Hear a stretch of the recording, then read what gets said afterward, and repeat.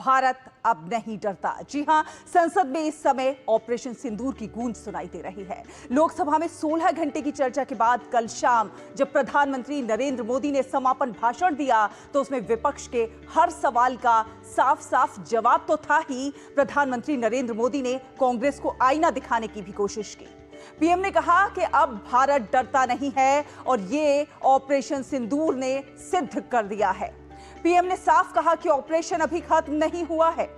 PM ने यह भी साफ कहा कि दुनिया के किसी नेता ने ऑपरेशन सिंदूर रोकने के लिए नहीं कहा था। पीएम ने 9 मई की रात अमेरिकी उपराष्ट्रपति जेडी वेंस के फोन कॉल का भी जिक्र किया और कहा कि 3-4 बार उनका फोन कॉल आने के बाद जब उन्होंने कॉल बैक किया तो जेडी वेंस ने कहा कि पाकिस्तान बड़ा हमला करने वाला है। और इस पर प्रधानमंत्री ने कहा कि अगर पाकिस्तान का यह इरादा है तो उसे बहुत महंगा पड़ेगा और भारत गोली का जवाब गोले से देगा। दुनिया के किसी भी नेता ने भारत के ऑपरेशन रोकने के लिए नहीं कहा। उसी दौरान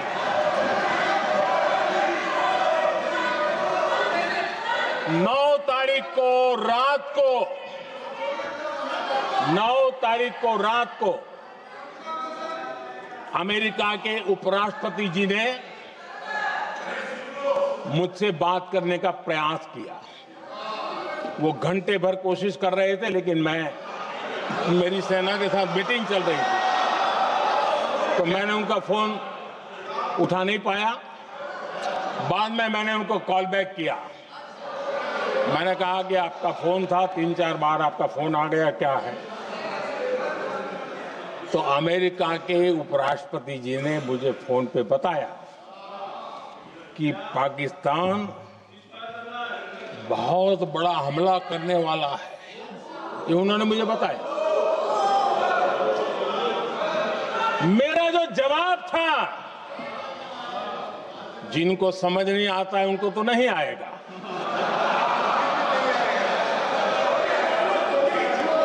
मेरा जवाब था, अगर पाकिस्तान का ये इरादा है तो उसे बहुत महंगा पड़ेगा। सिर्फ इतना ही नहीं, प्रधानमंत्री नरेंद्र मोदी ने ऑपरेशन सिंदूर को तमाशा बताने वाले कांग्रेस सदस्य के बयान की भी याद दिलाई। पीएम ने इसे पहलगाम हमले के पीड़ितों का अपमान बताया। सर्जिकल स्ट्राइक पर सवाल उठाए जाने का जिक्र करते हुए प्रधानमंत्री ने कहा कि कांग्रेस मुद्दों के लिए अब पाकिस्तान पर निर्भर हो गई है। 16 घंटे से जो चर्चा चल रही है, दुर्भाग्य से, प्लीज बैठिए। दुर्भाग्य से सुनिए जवाब। कांग्रेस को पाकिस्तान के मुद्दे इंपोर्ट करने पड़ रहे हैं।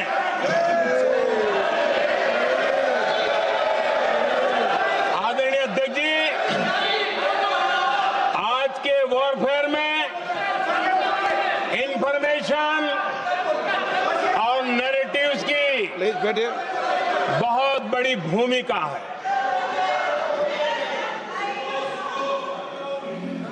नैरेटिव घड़ करके, एआई का भी भरपूर उपयोग करके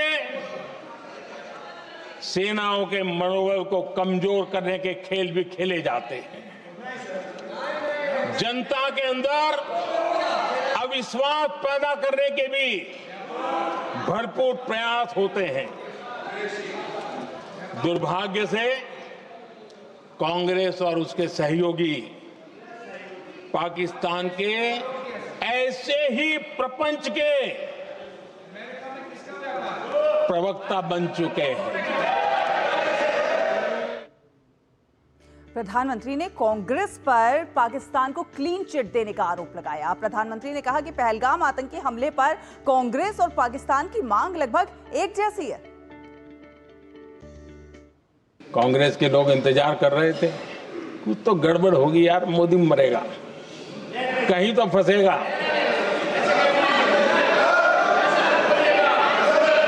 पाकिस्तान ने आदमपुर एयरबेस पर हमले का झूठ फैलाया, उस झूठ को बेचने की भरपूर कोशिश की, पूरी ताकत दी लगा दी। मैं अगले ही दिन आदमपुर पहुंचा और खुद जाकर के उनके झूठ को मैंने बेनकाब कर दिया। तब जाकर के उनको अकल ठिकाने लगी कि अब ये झूठ चलने वाला नहीं है। आदरणीय अध्यक्ष जी, जो हमारे छोटे दलों के साथी हैं, जो राजनीति में नए हैं, उनको कभी शासन में रहने का अवसर नहीं मिला, उनसे कुछ बातें निकलती मैं समझ सकता हूं। लेकिन कांग्रेस पार्टी ने इस देश में लंबे समय तक राज किया है, उसको शासन की व्यवस्थाओं का पूरा पता है, उन चीजों से वो निकले हुए लोग हैं, उनके लिए शासन व्यवस्था क्या होती है इसकी समझ पूरी है, अनुभव है उनके पास। उसके बाद भी विदेश मंत्रालय तुरंत जवाब दे, उसको स्वीकारना नहीं। विदेश मंत्री जवाब दे, इंटरव्यू दे, बार बार बोले, उसको स्वीकारना नहीं। गृह मंत्री बोले, रक्षा मंत्री बोले, किसी पर भरोसा नहीं। जिसने इतने सालों तक राज किया, उनको देश की व्यवस्थाओं पर अगर भरोसा नहीं है, तब शक उठता है कि क्या हालत हो गई है इनकी। आदरणीय अध्यक्ष जी, अब कांग्रेस का भरोसा पाकिस्तान के रिमोट कंट्रोल से बनता है और बदलता है। लोकसभा में प्रधानमंत्री नरेंद्र मोदी के भाषण पर संसदीय कार्य मंत्री किरेन रिजिजू ने कहा कि पीएम मोदी की बात सुनने के बाद विपक्ष अपनी छोटी राजनीतिक विचारों को छोड़कर देश के लिए एक बड़ी सोच के साथ सरकार को समर्थन और ऑपरेशन सिंदूर की सराहना करेंगे। कांग्रेस अब पाकिस्तान के नैरेटिव को आगे नहीं बढ़ाएंगे। पाकिस्तान में जो बात चलती है नैरेटिव, वो कांग्रेस यहाँ उसको आगे बढ़ाता है, और कांग्रेस जो यहाँ बोलता है उसको फिर पाकिस्तान इस्तेमाल करता है। तो कांग्रेस का नैरेटिव और पाकिस्तान में जो बोलता है उसमें तालमेल हुआ कि नहीं हुआ, यही बात को देश के लोगों को समझना है। पूर्व गृह मंत्री अगर पाकिस्तान को क्लीन चिट देने का कोशिश करता है और वो कांग्रेस पार्टी का वरिष्ठ सदस्य है, तो वो तो जाहिर सी बात है, सबको आपत्ति तो होगा ही। तो इसलिए इसकी जिम्मेदारी कांग्रेस पार्टी को पूरा लेना होगा कि कांग्रेस पार्टी ने पाकिस्तान को किस बात को लेकर के क्लीन चिट देने का काम किया है, वो कांग्रेस बताए। और राजेश राज हमारे सहयोगी हमारे साथ जुड़ गए हैं ज्यादा जानकारी के साथ, ज्यादा अपडेट लेकर। राजेश सुप्रभात। आज की अगर हम बात करें तो आज भी राज्यसभा में ऑपरेशन सिंदूर पर जो है चर्चा जारी रहेगी। विदेश मंत्री इस चर्चा को आगे बढ़ाएंगे। कौन कौन और वक्ता रहेंगे, क्या कुछ दिन भर रहने वाला है? देखिए, आपने कल देखा कि लोकसभा में किस तरीके से 2 दिनों तक मैराथन बहस जो है वो ऑपरेशन सिंदूर के नाम पर चली, और हमने देखा कि मॉनसून सत्र जो पहला हफ्ता पूरी तरह से वॉश आउट हो गया था, दूसरे हफ्ते में एक उम्मीद की किरण जगी जब ऑपरेशन सिंदूर के बहाने सत्ता और विपक्ष दोनों एक साथ आए और दोनों ने चर्चा की। सोमवार को हमने देखा कि लोकसभा की कार्रवाई रात में 2 बजे तक चली। वहीं मंगलवार को प्रधानमंत्री नरेंद्र मोदी के समापन भाषण के साथ लोकसभा में ऑपरेशन सिंदूर पर चर्चा जहां खत्म हो गई, वहीं पर राज्यसभा में चर्चा जो है कल 2 बजे दिन में शुरू हुई। हालांकि 2 बजे के पहले विपक्ष ने जोरदार हंगामा किया, लेकिन 2 बजे से लेकर रात 10 सवा 10 बजे तक राज्यसभा में भी भारी चर्चा चली। और आज अगर बात करें तो आज विदेश मंत्री एस जयशंकर उस चर्चा को आगे बढ़ाएंगे। भारतीय जनता पार्टी के राष्ट्रीय अध्यक्ष और राज्यसभा में नेता सदन जेपी नड्डा इस चर्चा में शामिल होंगे। जेपी नड्डा के भाषण पर तमाम लोगों की नजरें टिकी हुई हैं कि जेपी नड्डा क्या कुछ अपने भाषण के दौरान क्या कुछ कहते हैं। वहीं विपक्ष की बात करें तो विपक्ष के नेता मल्लिकार्जुन खड़गे कल ही अपना संबोधन जो है ऑपरेशन सिंदूर पर कर चुके हैं और कल जेपी नड्डा ने इंटरवीन करने की कोशिश की थी एक बार, लेकिन आज उनका जो स्पीच है वो देखने को जोरदार मिलेगा और विपक्ष की तरफ से भी तमाम जो महत्वपूर्ण वक्ता हैं वो अपनी बातों को रखने का काम करेंगे। और ऑपरेशन सिंदूर पर चर्चा के अलावा अगर हम बात करें तो दोनों सदनों में, लोकसभा और राज्यसभा दोनों सदनों में एक एक विधेयक भी लिस्टेड है। राज्यसभा में जो विधेयक लिस्टेड है सर्बानंद सोनोवाल के विभाग से संबंधित, वो विधेयक कई दिनों से लिस्टेड है, लेकिन उम्मीद ये जताई जा सकती है कि चूंकि ऑपरेशन सिंदूर पर चर्चा लंबी होगी तो ऐसे में राज्यसभा में विधेयक पर चर्चा तो शुरू नहीं हो पाएगी। लोकसभा में देखना होगा कि मर्चेंट शिपिंग से संबंधित जो विधेयक है वो विधेयक क्या सर्बानंद सोनोवाल पेश कर पाते हैं और विपक्ष लोकसभा में हंगामा नहीं करता है तो सब कुछ विपक्ष पर निर्भर करेगा कि वो विधेयक पर चर्चा सुनिश्चित करते हैं या फिर ऑपरेशन सिंदूर से इतर जो उनका हंगामा जारी रहा है बिहार में मतदाता पुनरीक्षण कार्य में गड़बड़ियों को लेकर, क्या वो जारी रहती है या देखने वाली बात होगी। बिल्कुल, अगर हम कल की बात करें या पिछले 2 दिनों में हमने देखा है जिस तरह से एक मैराथन चर्चा हुई है ऑपरेशन सिंदूर पर, तमाम सवालों के स्पष्ट जवाब जो है निकलकर सामने आते हुए नजर आए हैं। कहीं ना कहीं आप कह सकते हैं इस बात को, जिस तरह से चर्चा देखने को मिली है कि कहीं ना कहीं विपक्ष के मुंह पर अब ताला लगने का काम हो गया है। जिस तरह से तमाम सवाल जो वो खड़े कर रहे थे उनके स्पष्ट जवाब उनके सामने रखे हुए हैं और वो कहीं ना कहीं अब उनके पास बोलने के लिए कुछ भी नहीं है।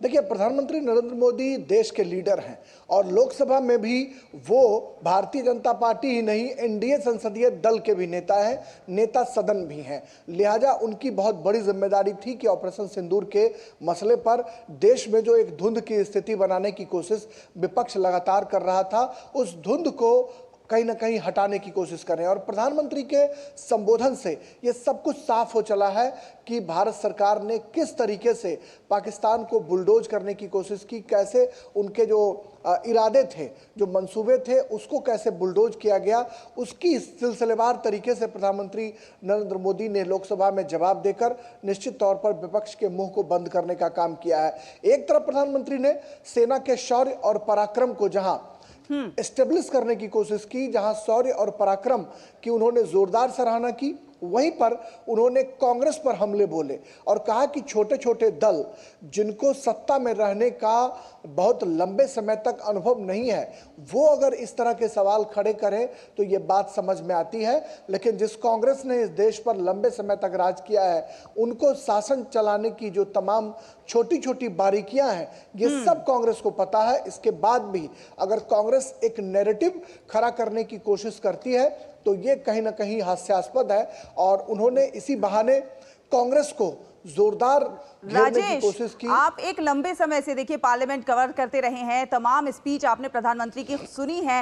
इस स्पीच में जो प्रधानमंत्री ने बातें कही, जिस प्रकार से करारा जवाब विपक्ष को देते हुए नजर आए, विपक्ष ने तमाम मुद्दे बार बार वो खड़े करने की कोशिश की जो कहीं से कहीं तक मुद्दे थे ही नहीं, बार बार जो खड़े किए जा रहे थे। सिर्फ कहीं ना कहीं प्रधानमंत्री ने साफ तौर पर उस बात का भी जवाब दिया कि किसी भी देश ने नहीं कहा था ऑपरेशन रोकने के लिए, और ये ऑपरेशन रोकने का फैसला भारत का था, सिर्फ और सिर्फ भारत का था। हाँ देखिए, बिल्कुल आपने, मैं इसी बात को आगे बढ़ाने की कोशिश कर रहा था सहला, कि प्रधानमंत्री नरेंद्र मोदी ने जिस एपिसोड का जिक्र किया संसद के भीतर कि अमेरिका के उपराष्ट्रपति का फोन आता है और कई बार फोन आता है, लेकिन अपने मीटिंग्स में बिजी होने की वजह से उनके फोन का वो रिप्लाई नहीं कर पाते हैं, लेकिन कई घंटे के बाद जब वो कॉल बैक करते हैं तो अमेरिका के उपराष्ट्रपति ने उन्हें बताया कि पाकिस्तान हिंदुस्तान पर हमला करने वाला है। तो प्रधानमंत्री ने कहा कि जो हमने जवाब दिया वो किसी के भी समझ से परे होगा। उन्होंने कहा कि अगर पाकिस्तान ऐसी गलती करता है तो वो बहुत बड़ी गलती करने वाला है। अगर पाकिस्तान ने ऐसा साहस किया अगर भारत पर आक्रमण करने का, तो वो बहुत बड़ी गलती करेगा। ये बात संपूर्ण जो उनका स्पीच था उसका लब्बो-लुआब कहा जा सकता है, क्योंकि जिस तरीके से कांग्रेस पार्टी या अपने तकरीर के दौरान प्रियंका गांधी ने भी ये सवाल खड़े किया है कि आखिर सीज फायर क्यों हुआ। तो प्रधानमंत्री के इस जवाब से उन तमाम लोगों को जवाब मिलता है जो लगातार ये सवाल खड़े कर रहे थे कि भारत अमेरिका के दबाव में सीज फायर भारत ने किया है। उन तमाम लोगों को प्रधानमंत्री के इस बात से जवाब मिल जाना चाहिए जिन लोगों ने ये सवाल खड़े किए थे कि दूसरे देश के कहने पर भारत ने सीज फायर किया है। तो हम कह सकते हैं कि प्रधानमंत्री नरेंद्र मोदी ने अपने जोरदार और लंबे भाषण से जहां विपक्ष को बुलडोज करने की कोशिश की, विपक्ष के तमाम जो उनके मंसूबे थे उसको उन्होंने खारिज किया, वहीं पर जो छोटे छोटे दल जिनके मन में ये भ्रम की स्थिति थी कि हिंदुस्तान ने सीज फायर किसी और देश के इशारे पर किया है, उनके मन पर जो पर्दा था उसको पर्दे को भी हटाने की कोशिश की है। और प्रधानमंत्री अपने जोरदार स्पीच के लिए पहले से भी जाने जाते रहे हैं, चाहे राष्ट्रपति का अभिभाषण हो या फिर अन्य छोटे बड़े मुद्दे हों। प्रधानमंत्री लोकसभा और राज्यसभा में जब बोलते हैं तो निश्चित तौर पर विपक्ष को सोचना पड़ता है। बिल्कुल, और विपक्ष की स्थिति भी बड़ी असमंजस वाली है। युद्ध होता है तो क्यों, और सीज फायर होता है तो क्यों, हर बात पर सवाल खड़े करना ही जैसे कि आदत सी बन गई है। बहुत बहुत धन्यवाद राजेश, ये तमाम अपडेट दर्शकों से साझा करने के लिए। फिलहाल वक्त एक छोटे से ब्रेक का है।